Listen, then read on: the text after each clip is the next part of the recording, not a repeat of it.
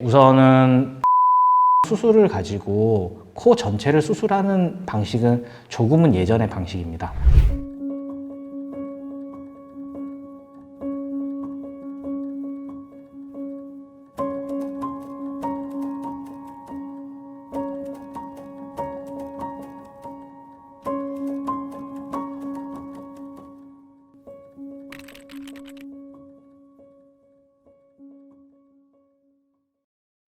안녕하세요, 리에TV 시청자 여러분. PR성형외과 원장 노경환입니다. 만나뵈서 반갑습니다. 오늘은 코 수술의 방법 중 개방형과 비개방형 방법에 대해 얘기를 해보려고 합니다. 전체 코 수술을 원하시는 분들도 있고 부분 코 수술을 원하시는 분들도 많으세요.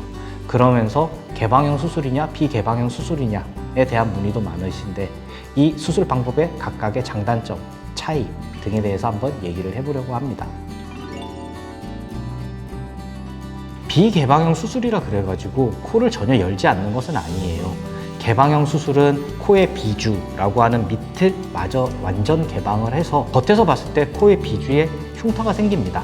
대신 코를 완전히 개방을 해서 하는 수술이고요. 비개방형 수술이라는 것은 보이지 않는 부분만 개방을 해서 겉으로 보이는 흉터가 없다라는 뜻에서 비개방형 수술이라고 말을 하고 있습니다. 우선 비개방형 수술의 장단점을 아셔야 되는데 비개방형 수술의 장점은 겉으로 보이는 흉터가 없다는 것입니다. 그러면 상대적으로 개방형 수술에 비하여 개방을 하는 범위가 좁기 때문에 수술을 할 때 접근할 수 있는 부위도 많이 좁아집니다. 바로 이게 단점이 되는 거죠. 어떠한 환자분께서 매부리만 깎고 싶은데 그 매부리를 깎기 위해서 개방을 한다면 겉으로 보이는 흉터 대비해서 얻는 이득이 낮을 겁니다.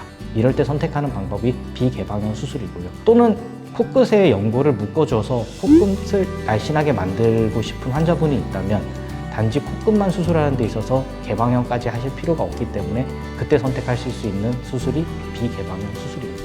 겉으로 보이는 흉터 없이 코의 부분적인 개선을 가져오기에는 오히려 비개방형 방법이 더욱 적합한 방법입니다. 근데 반대로 코가 짧고 코가 들려있고 전체적으로 낮은 코의 경우에서 전체적인 코 수술이 들어가야 된다면 그때는 완전 개방형 코 수술이 훨씬 더 장점이 있겠죠. 코 전체를 개방을 하기 때문에 그만큼 훨씬 더 조작할 수 있는 범위가 넓고 변화할 수 있는 폭도 넓고 코끝의 높이를 높인다든지 콧대를 올린다든지 또는 코끝의 모양을 많이 개선시킬 수 있는 여지가 충분히 있습니다.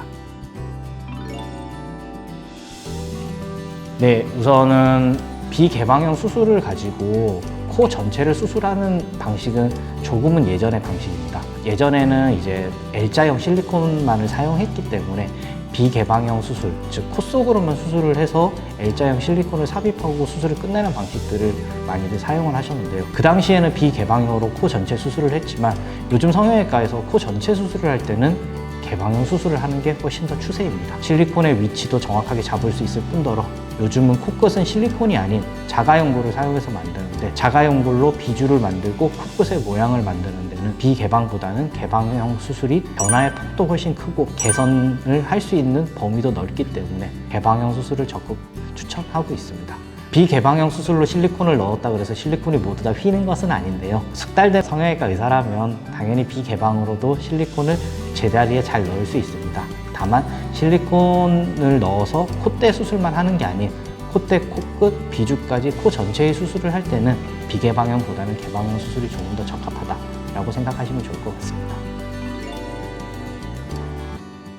개방형 수술의 가장 큰 단점이라고 하면 비개방에 비해서는 흉터가 생긴다. 그렇다고 그 흉터가 굉장히 두드러지게 보인다거나 이게 평생 간다거나 그러지는 않습니다. 시간이 지나면 비주에 있는 흉터는 잘 안 보이게 되기 때문에 요즘 성형외과에서는 개방형 수술을 더 많이 선호하는 추세고요. 개방형 수술의 단점이라면 비개방 수술에 비해서 아무래도 박리를 하는 범위 그리고 개방을 하는 범위가 넓기 때문에 염증의 가능성이 비개방보다는 높을 수는 있습니다. 그렇지만 적절한 수술 과정을 통해서 그리고 적절한 사후 치료를 통해서 염증의 가능성도 낮출 수 있기 때문에 개방형 수술에 대해서 무조건 겁내하실 필요는 없을 것 같습니다. 개방형 코 수술을 한 이후에 흉터를 안 남게 하는 제일 좋은 방법은 수술 전과 정확히 동일한 위치를 다시 닫아주는 겁니다. 즉 수술 이후 봉합을 할 때 아주 섬세하게 정확하게 봉합을 하게 된다면 비주라는 부분이 아주 작은 부분이기 때문에 큰 흉터 보임 없이 깨끗하게 상처가 잘 났고요. 간혹 이렇게 환자분들이 너무 걱정이 심하시면 이제 수술한 환자분들의 사진을 직접 보여드리면서 보세요, 이거 상처 거의 안 보이죠? 라면서 안심을 시켜드리기도 합니다. 그리고 수술 이후에 사후 관리에서 이렇게 재생 레이저와 또는 흉터 관리 등을 통하여서 흉터에 대해서 걱정을 좀 들어드리고 있습니다. 지금까지 개방형과 비개방형 수술 방법의 장단점과 차이점을 알아보았습니다. 각 수술 방법마다의 장점과 단점이 있기 때문에 적절한 수술 방법을 선택을 한다면 더 나은 결과를 얻을 수 있을 거라고 생각합니다. 지금까지 시청해 주셔서 감사합니다.